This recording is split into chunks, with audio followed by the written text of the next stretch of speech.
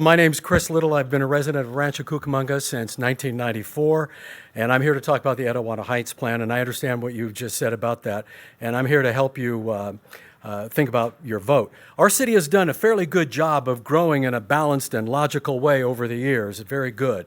However, placing the late-in-the-game proposed high-density housing units above Banyan is a little illogical. It's going to have a negative impact on the quality of life, not only for people who live along the Banyan corridor, but for people in the nearby areas because of traffic.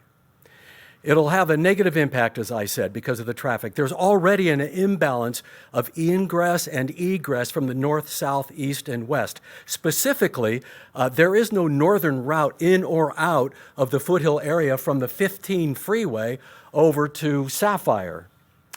High-density housing north of Banyan will put even more pressure on the existing traffic arteries. Residents have only 3 choices as to the direction they can take to enter or leave their neighborhoods. Now, the argument that I'm making is not against these high-density units. The argument is against their placement. A couple of solutions, perhaps a compromise I have for the problem, include incorporating these units into the plan for the Metrolink station area or placing them on or near any of the various transportation corridors that are in the city.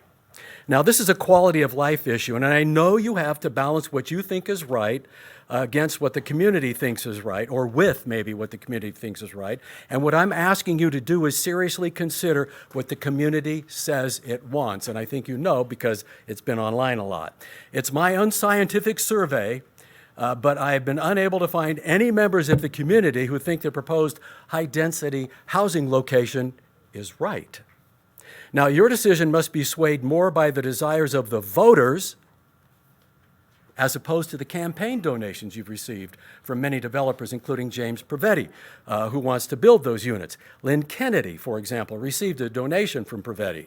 Now, money talks, but so do votes, especially in a community that is becoming more aware of the proposal and possible conflicts of interest. Now, as a journalist from 1991 to 2024, I traveled all over Southern California. I watched congestion in neighborhoods grow to unimaginable levels, much of this happening because there was no real thought given to traffic flow.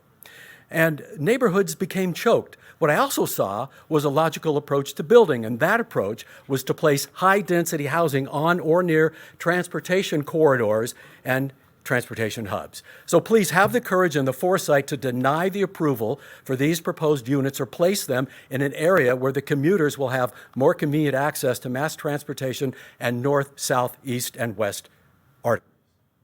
Thank you.